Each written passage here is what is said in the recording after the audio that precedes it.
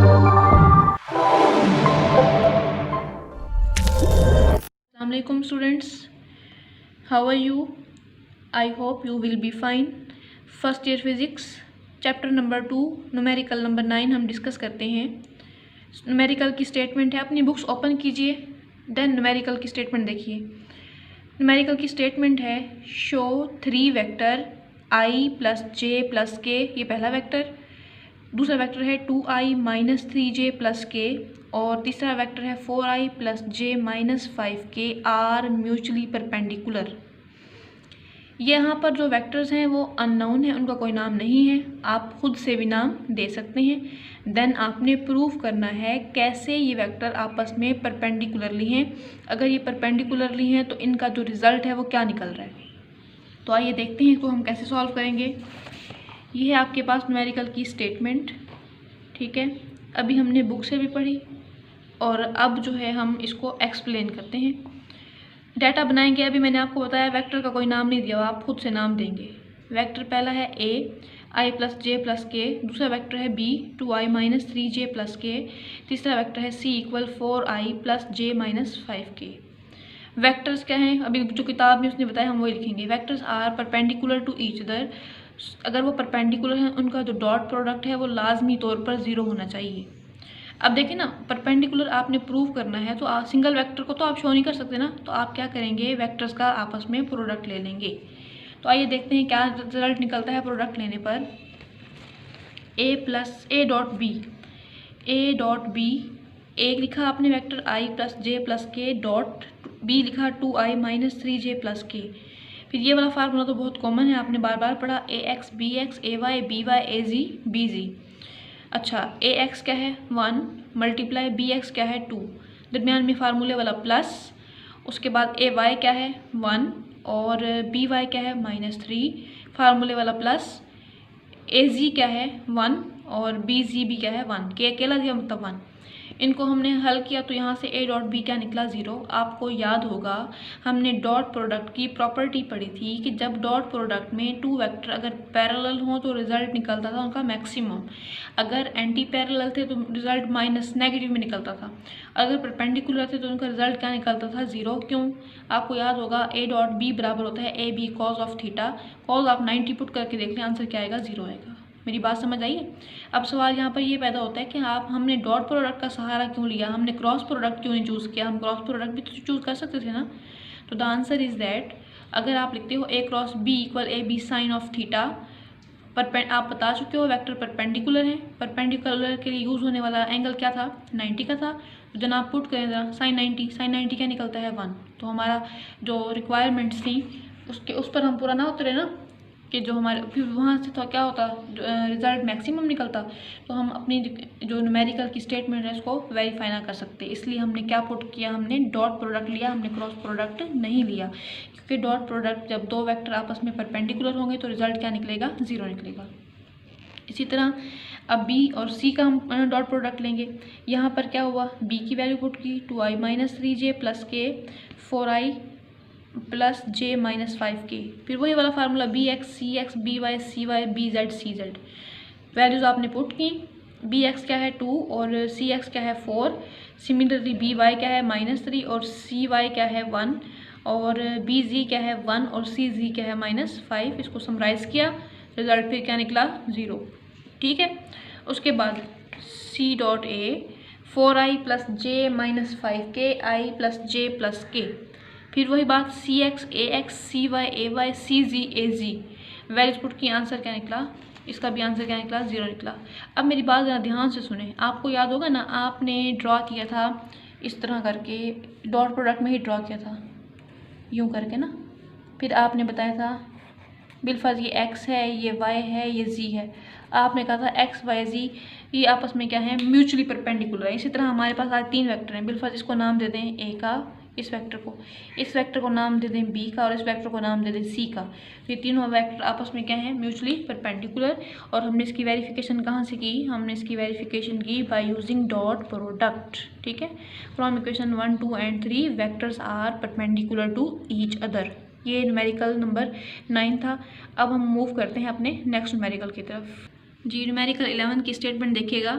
Vectors A B and C are 4 unit north, 3 unit west and 8 unit east.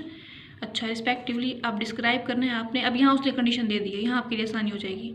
A cross B plus A cross B, फिर ए cross सी और B cross सी।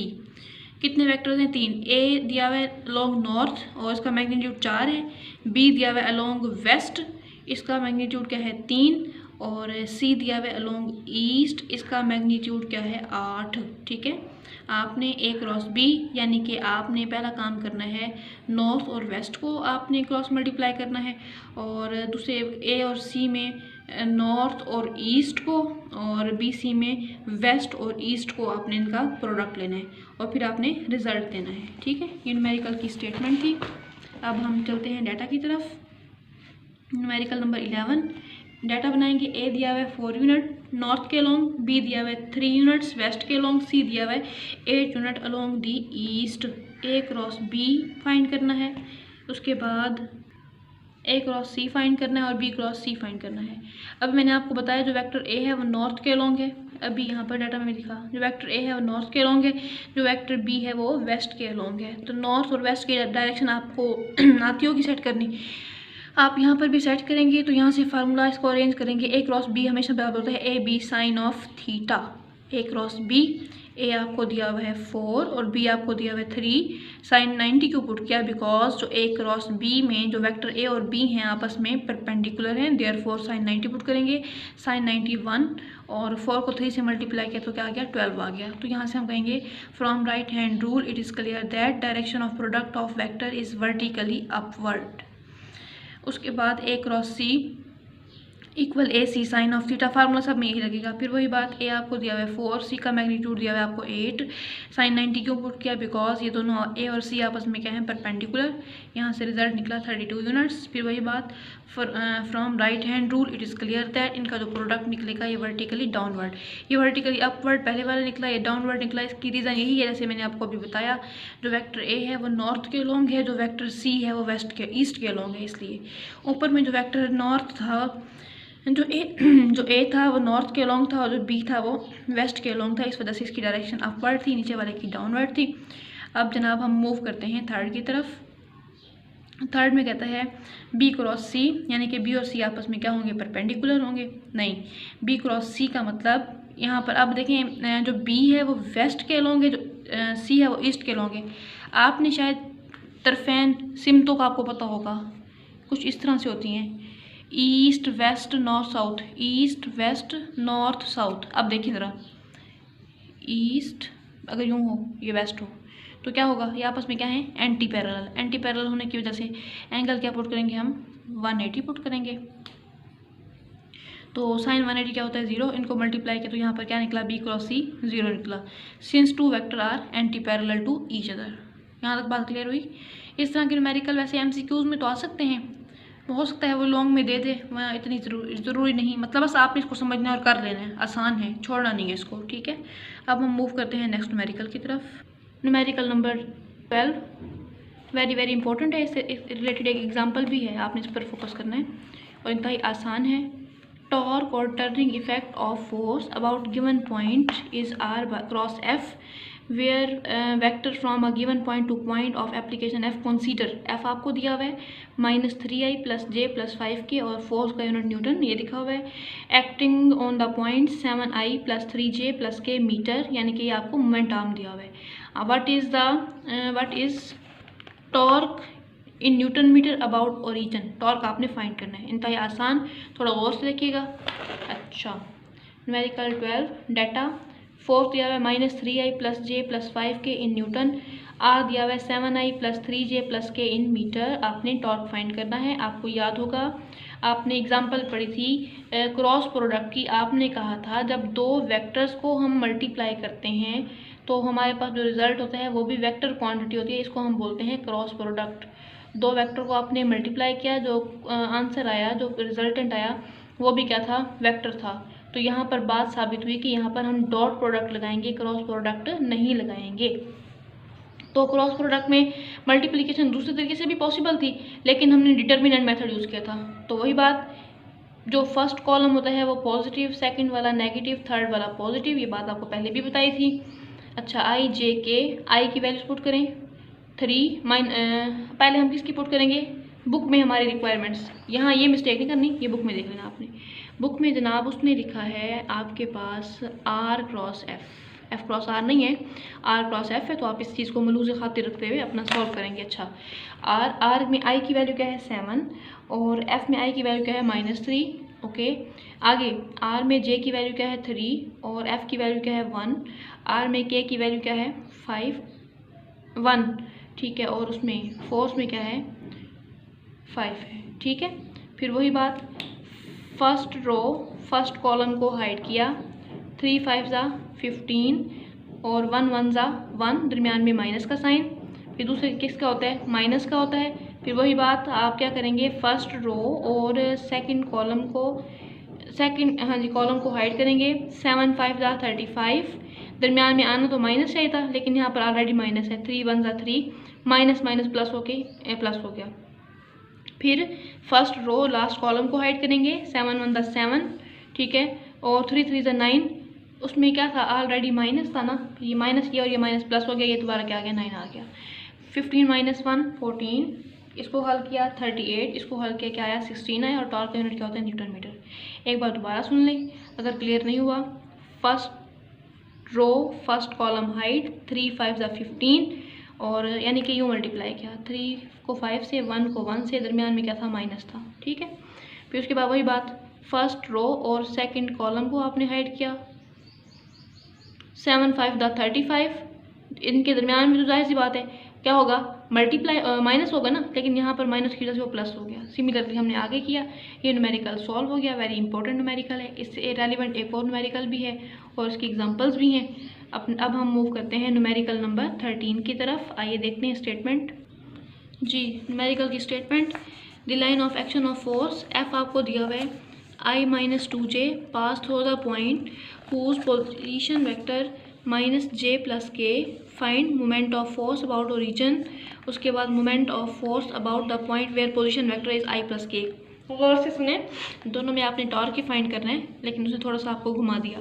Force यही use होगी, common है दोनों में, ए में भी यही यूज़ होगी और बी में भी। अच्छा, पहले पार्ट में क्या होगा, फोर्स ये वाला यूज़ करेंगे, मोमेंट ये पोजीशन वेक्टर का मतलब मोमेंट आर ये वाला यूज़ करेंगे। फिर वही बात, आर क्रॉस एफ लेंगे, टॉर्क टा1 निकल जाएगा। यहाँ तक तो बात क्लियर हो गई। अब दूसरे में क्या करेंगे, दूसरे में फोर्स तो यही यूज़ करेंगे, दूसरे में उसने पोजीशन वेक्टर और दे दिया, यानी कि मोमेंट आर्म और दे दिए। हम इस मोमेंट आर्म को कंपाइल करेंगे, उसके बाद जाकर हम क्या फाइंड करेंगे, टॉर्क। अगेन सुने, दोनों में आपने टॉर्क फाइंड करना है, ए पार्ट में भी यानी कि टा1 और बी पार्ट में भी क्या फाइंड करना है आपने, टा2 फाइंड करना है। फोर्स दोनों में कॉमन यूज़ होगी, पहले में क्या होगा, फोर्स यही वाला यूज़ होगी और मोमेंट आर्म ये वाला यूज़ होगा। दूसरे में क्या होगा, फोर्स यही वाली यूज़ होगी, उसका पोजीशन वेक्टर सेपरेट दिया हुआ है, इस पोजीशन वेक्टर को कंबाइन करके सॉल्व करेंगे। देन जो हमारे पास आर निकलेगा वो पुट करके हम क्या निकाल लेंगे, टॉर्क। मेथड वही होगा डिटर्मिनेंट वाला, ठीक है। आइए स्टार्ट करते हैं। डाटा आप देखें, फोर्स आपको दिया हुआ है I - 2j और R1 दिया हुआ है -j + k और R2 दिया हुआ है I + k। आपने फाइंड करना है टा1 एंड टा2 रिस्पेक्टिवली। बिल्कुल वही काम जो पहले करते आए हैं। टा1 फार्मूला वही, R1 क्रॉस F, वही वाला सारा मेथड वही है, ठीक है। R में I क्या है, R में I है ही नहीं, तो हम क्या पुट करेंगे, 0। जो मिसिंग है इसको हम 0 पुट कर देंगे, ठीक है। और R2 में जो I है वो क्या है 1 है। अच्छा, R1 और F की हम वैल्यूज पुट करेंगे। R1 में जो I है वो हमारे पास मिसिंग है, तो हम इसलिए क्या पुट कर देंगे 0। और F में जो I है वो 1 है, ठीक है, यहाँ तो हमने पुट कर दिया।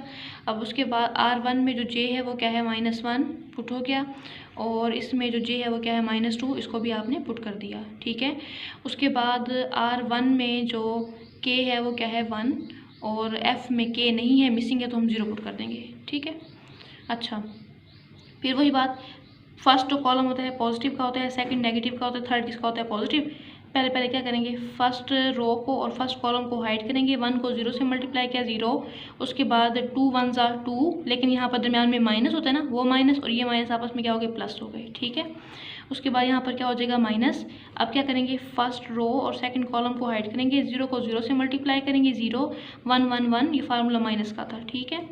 अच्छा उसके बाद क्या है के, फिर वही बात फर्स्ट रो और ये कॉलम हाइड करेंगे, 2 को 0 से मल्टीप्लाई करेंगे, 0 1 1 था 1 था और ये भी माइनस था, दरम्यान में भी माइनस था, माइनस माइनस क्या हो गया, प्लस हो गया। अब हम देखते हैं इसका आगे आंसर क्या निकलता है। यहाँ से जो टार्क निकला ये निकला 2i + j + k। यहाँ तक तो बात समझ आ गई। अभी मैंने आपको समझाया था कि अब हम टार्क 2 कैसे फाइंड करेंगे, उसमें आपके पास ना R1 भी R2 भी है, तो यहाँ कन्फ्यूज़ नहीं होता ना, सिंपल आपको R चाहिए, आपने R1 या R2 पुट नहीं करना, सिंपल आपको क्या चाहिए R1 की वैल्यू दरम्यान में माइनस R2 की वैल्यू, ये बुक में आपको गिवन है, मैं एक बार फिर दिखा देती हूँ आपको, R1 और R2।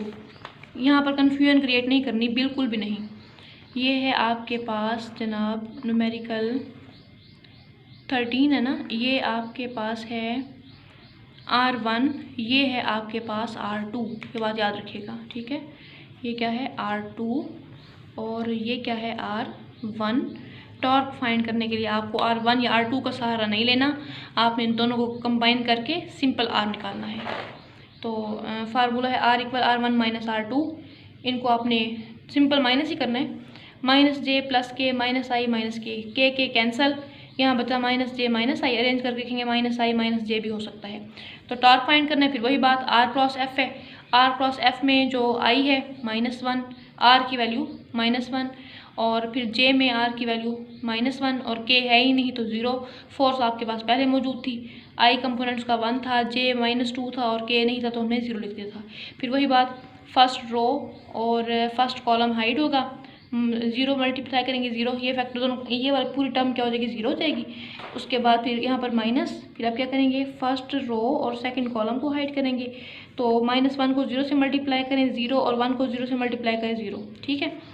Last term first row और लास्ट वाला कॉलम हाइड करेंगे, -1 को 2 से मल्टीप्लाई करेंगे, 2 1 2 माइनस प्लस, उसके बाद 1 को 1 से मल्टीप्लाई करेंगे, माइनस का तो आएगा लेकिन इसके दरमियान में भी क्या होता था माइनस, माइनस क्या हो गया प्लस, ये हो गया 2 + 1। यहाँ से आपको जो टॉर्क निकला वो क्या निकला आपके पास 3k निकला, ठीक है। i भी नहीं है, j भी नहीं है, आप इसको यूँ लिख सकते हैं अगर लिखना चाहें, 0i + 0j + 3k, मर्जी आपकी, या सिर्फ आप 3k भी लिख सकते हैं। ये था न्यूमेरिकल नंबर 13। अब हम मूव करते हैं very very very very important numerical number 14 की तरफ। मोस्ट इम्पॉर्टेंट न्यूमेरिकल है, आइए देखते हैं जी। वेरी इंपॉर्टेंट न्यूमेरिकल बोर्ड के पॉइंट ऑफ व्यू से स्टेटमेंट है, the magnitude of dot and cross product of 2 vectors are 6 and 3। ये यहाँ पर ना मिस्टेक है, ये है 6√3 and 6 respectively. Find the angle between the vector. दोबारा देखें, find the magnitude of dot and cross product. Dot product में भी 2 वेक्टर यानी कि a dot b, cross product में भी 2 वेक्टर यानी कि a क्रॉस b, माइंड में रखिएगा, a dot b and a cross b, ठीक है। ये डॉट प्रोडक्ट के होंगे, ये क्रॉस प्रोडक्ट के होंगे। जो a डॉट b का मैग्नीट्यूड है वो क्या है, जो a क्रॉस b का मैग्नीट्यूड है वो क्या है, a डॉट b का जो मैग्नीट्यूड है वो है 6√3 और जो a क्रॉस b का मैग्नीट्यूड है वो क्या है 6। आपने सिंपली क्या फाइंड करना है, एंगल। न्यूमेरिकल की तरफ आते हैं। अभी आपको बताया ना a डॉट b का जो मैग्नीट्यूड है वो है 6√3, हमने एंगल फाइंड करना है तो हम a डॉट b से कोई लेना देना नहीं, हम यहाँ पर पुट करेंगे इसकी वैल्यू, यानी कि a डॉट b किसके बराबर होता है, a b cos of theta. तो यहाँ पर ये लिखा a b cos of theta किसके बराबर है 6√3। ये मैंने खुद से नहीं लिखा, ये आपकी स्टेटमेंट में बुक में। अच्छा, फिर उसके बाद उसने कहा a क्रॉस b जो है उसका मैग्नीट्यूड है 6, तो आप a क्रॉस b नहीं लिखेंगे, आप लिखेंगे a b, ठीक है, साइन ऑफ थीटा, उसका जो मैग्नीट्यूड है वो क्या है 6। खुद से पुट नहीं किया, बुक में है ये भी। आपने फाइंड करना है एंगल। तो आइए कौन से मेथड से फाइंड करेंगे, हम इक्वेशन को नाम दे चुके, इक्वेशन 1 इक्वेशन 2 का डिवाइड करेंगे 2/1, A B sine theta divided by A B cos of theta. A B sine theta का magnitude 6, A B cos theta का magnitude 6√3, 6 cancel, A B cancel. Trigonometric ratios आपने matric में पढ़ी थी chapter number 7 में 10th class में, तो आपको याद होगा साइन थीटा और कॉस थीटा किसके बराबर होते हैं, tan थीटा के। 6 तो कैंसल, यहाँ बचा 1/3। फिर वही बात आपने 9th की फिजिक्स का चैप्टर नंबर 4, उसमें आपके पास एक टेबल होता था। टेबल के ज़रिए आपने साइन, कॉस और टेन की वैल्यूज आपने याद की थी। तो वहाँ पर देखिएगा, अगर आपको याद नहीं है तो 1/3 जो होता है टेन की टर्म में, वो किसके 10/30 होता है, यानी कि हमने थीटा फाइंड करना है। उधर जाएगा टेन इनवर्स हो जाएगा। इस तरह हल नहीं करना, आप यूँ कीजिएगा, कैलकुलेटर में ना √3 लीजिएगा, उसको 1 पर डिवाइड करके जो आंसर आएगा उसका 10 इनवर्स लीजिएगा, यहाँ से एंगल आएगा 30। दोबारा सुने, इसको कैसे हल करेंगे, 1/√3, कैलकुलेटर में √3 की आप वैल्यू कैलकुलेट करके जो भी वैल्यू आएगी उसको 1 पर डिवाइड करेंगे, देन उसका क्या लेंगे 10 इनवर्स, यहाँ से आपके पास क्या निकल आएगा, इजीली एंगल थीटा निकल आएगा। ठीक है, ये वेरी वेरी इंपॉर्टेंट न्यूमेरिकल था, इसको आपने गौर से समझना भी और इसकी प्रैक्टिस भी करनी है। अब हम न्यूमेरिकल नंबर 15 की तरफ मूव करते हैं। न्यूमेरिकल की स्टेटमेंट गौर से देखिएगा, इसका ये ना स्टेटमेंट पढ़ने के बाद ना हम अपने समझने के लिए इसकी डायग्राम बनाएंगे। ठीक है, A load of 10 newton, load का मतलब weight, suspended from a cloth line. ठीक है, the distort the line makes angle 15 with the horizontal with each other, find the tension of cloth line. कहते हैं वजन जो है वो है 10 न्यूटन, फिर उसमें डिस्टॉर्शन होती है रस्सी में, तो हॉरिजेंटल के साथ एंगल बना रही है 15 का, आपने फाइंड करनी है टेंशन। अच्छा, आपको इक्विलिब्रियम वाला जो टॉपिक है वो याद होगा, आप उसमें कहते हो सम ऑफ जो रिजल्टेंट ऑफ फोर्स है वो 0 होता है, यानी कि आप कहते हो सिग्मा F = 0। इस सिग्मा F 0 का क्या मतलब है, आप अक्सर ये टर्म यूज़ करते हो ना कि सिग्मा F जो है वो 0 के बराबर है। मोस्टली आप कह रहे हो कि सिग्मा F जो है वो 0 है, फिर कहते हो सिग्मा F का जो x कंपोनेंट है वो भी 0 है, जो y कंपोनेंट है वो भी 0 है। इसका क्या मतलब है, गौर से सुने, इसका यहाँ मतलब ये है, यहाँ पर 2 फोर्सेज हैं जो एक्ट कर रही हैं, यहाँ पर 2 फोर्सेज हैं एक्ट कर रही हैं। एक फोर्स एक्ट कर रही है वर्टिकली अपवर्ड, एक फोर्स एक्ट कर रही है वर्टिकली डाउनवर्ड, वो एक दूसरे को कैंसिल कर देती हैं, बैलेंस कर देती हैं, तो जो हमारे पास नेट रिजल्ट होता है वो 0 होता है। मेरी बात समझ आइए। अब ये डायग्राम मैंने आपको पहले भी कहा था, आपके समझाने के लिए डायग्राम है। डायग्राम की तरफ जाते हैं, यहाँ पर ना ये देखो, ये है क्लॉथ लाइन का वेट जो है वर्टिकली डाउनवर्ड, और इसमें क्या है, इसका वेट दिया हुआ है 10 न्यूटन। वो कहते हैं आपने टेंशन फाइंड करनी है। अंडरस्टूड बात है, जब वेट नीचे होगा तो कॉमन सी बात है टेंशन कहाँ होगी, अपवर्ड। बिलफर्ज इसको भी आप नाम दे दे टेंशन का, इसको भी आप नाम दे दे टेंशन का। ये दोनों टेंशन जो है ये पॉजिटिव वाई के होंगे। कैसे, ये स्केच याद होगा, ये वाला, ये था पॉजिटिव एक्स, ये था नेगेटिव एक्स, ये था पॉजिटिव वाई और ये था नेगेटिव वाई। अब मेरी बात समझ आ रही है। अब जो वेट है वो नेगेटिव वाई पर है, जो टेंशन है वो पॉजिटिव वाई पर है। ये वर्टिकली डाउनवर्ड है, वो वर्टिकली अपवर्ड है, एक दूसरे को इफेक्ट को क्या कर देंगे, कैंसिल कर देंगी। इसी तरह ये पॉजिटिव एक्स है और ये नेगेटिव एक्स है। आई समझ, वेट हमने लिया डाउनवर्ड नेगेटिव एक्स पर, टेंशन हमने ली अपवर्ड, ये भी टेंशन ये भी टेंशन। ये 2 बार मैंने क्यों लिया, बिकॉज जो क्लॉथ लाइन थी वो उसमें डिस्टॉर्शन हुई थी, एक्स एक्सिस के अलोंग वो 2 हिस्सों में तकसीम हो गई थी, इसलिए मैंने ऐसा किया। ये पॉजिटिव एक्स के अलोंग है, ये नेगेटिव एक्स के अलोंग है। इसी तरह इस यहाँ पर भी टेंशन मौजूद है, यहाँ पर भी टेंशन मौजूद है, तो एंगल कितना बना रही है हॉरिजॉन्टल के साथ 15 डिग्री का। ठीक है, तो जाहिर सी बात है एक्स में इस्तेमाल होने वाला एंगल कौन सा होता है, कॉस का, तो आप कहोगे टेंशन ने एंगल बनाया cos 15, यहाँ पर भी ये कहोगे, यहाँ पर कहोगे टेंशन ने एंगल बनाया sin 15, और यहाँ पर भी आप यही कहेंगे। बेसिकली हमने फाइंड क्या करना है, टेंशन। तो अब हम न्यूमेरिकल को हल करते हैं, इंतहाई आसान है, थोड़ा गौर से समझिएगा। अभी पढ़ा आपने, लोड दिया हुआ है आपको 10, एंगल आपको दिया हुआ है 15, टेंशन आपने फाइंड करनी है। अप्लाइंग फर्स्ट कंडीशन, वही बात, सिग्मा F = 0, इसको तो आप जहन नशीन कर रहे हैं ना, सिग्मा F = 0। फिर अभी आपने बात की कि जो उसमें डिस्टॉर्शन हुई है वो अलोंग एक्स एक्सिस हुई है, तो इसलिए मैंने यहाँ पर लिखा है समेशन Fx = 0। अच्छा, अब देखो यहाँ पर आप कह रहे हो कि सम ऑफ फोर्सेज = 0। अगर हम यहाँ पर यूँ लिखें T cos θ = T cos θ, तो हमें कोई मसला नहीं, हम लिख सकते हैं। ठीक है, अच्छा T नहीं है हमें पता, T वैसे लिखा, cos हमें पता है, एंगल हमें क्या दिया हुआ है 15, इसको इधर प्लस का था, इस तरफ आकर किसका हो गया माइनस का, तो T cos θ - T cos θ = 0। 0 क्यों लिखा, हमारी कंडीशन थी, ये दोनों आपस में क्या हो जाएंगे, कैंसिल। तो एक्स एक्सिस के अलोंग टेंशन थी ही नहीं, एक्स एक्सिस के अलोंग हमने कोई कंपोनेंट फाइंड नहीं करना था, हमने टेंशन फाइंड करी जो कि वाई के अलोंग है, सिग्मा F = 0। फिर वही बात, ज़रा गौर से सुनिएगा, फिर वही सम ऑफ फोर्सेज = 0। यहाँ पर भी 2 फोर्सेज हैं, लिसन केयरफुली, यहीं पर आपको थोड़ा प्रॉब्लम होगा। 2 फोर्सेज हैं, कैसे, पहली फोर्स है टेंशन, दूसरी फोर्स क्या है, वेट। यानी कहना ये फोर्स नंबर 1, ये फोर्स नंबर 2, ये फोर्स नंबर 3, नो, ये टेंशन है और ये क्या है, वेट है। Tension along positive Y, weight along negative Y. इसको दो पीसेस में क्यों डिवाइड किया? बिकॉज हमारी क्वेश्चन की स्टेटमेंट की रिक्वायरमेंट्स थी कि जो लाइन थी क्लॉथ लाइन वो डिस्टॉर्ट हुई और अलोंग एक्स एक्सिस, तो उसने जो एंगल बनाया 15 का। जो जाहिर सी बात है उसमें डिस्टॉर्शन होगी तो आपने टेंशन को भी आपने स्प्लिट कर दिया था। तो ये एक फोर्स, ये दूसरी फोर्स, हमारी भी रिक्वायरमेंट्स यही है। ये मैंने माइनस का साइन क्यों लगाया? ये माइनस का साइन इंडिकेट कर रहा है कि जो वेट है वो वर्टिकली डाउनवर्ड है, जो टेंशन है वो वर्टिकली अपवर्ड है। ठीक है, तो इन दोनों को हल किया तो ये हो जाएगा 2 sin 15 इक्वल टू वेट। हमारी रिक्वायरमेंट्स के मुताबिक हमने टेंशन फाइंड करनी है, टेंशन को इधर छोड़ा, वेट ऑलरेडी इधर था, 2 sin 15 यहाँ मल्टीप्लाई था, इस तरफ आकर क्या हो गया? डिवाइड हो गया। ठीक है, टेंशन वेट आपको दिया हुआ है 10, 2 sin 15, इसको सॉल्व करते हैं और फिर टेंशन की वैल्यू निकालते हैं। वेट आपने पुट कर दिया 10 और 2 और साइन आपके 15 लेंगे तो ये आ जाएगा। इनको समराइज करेंगे तो टेंशन आपके पास निकला 19.30 न्यूटन। ये था आज का लेक्चर और न्यूमेरिकल चैप्टर नंबर 2 के कंप्लीट हुए। ठीक है, आई होप कि आपको अच्छी तरह से समझ आ गया होगा और आपने इस चैप्टर के न्यूमेरिकल के विद एग्जांपल्स आपने नोट्स भी बना लिए होंगे और प्रैक्टिस भी कर ली होगी और शॉर्ट क्वेश्चन भी आपने अच्छी तरह से प्रिपेयर कर लिए होंगे। ठीक है, अब इंशाल्लाह हम नेक्स्ट लेक्चर में चैप्टर नंबर 3 पढ़ेंगे और till then take care of yourself. अल्लाह हाफिज़।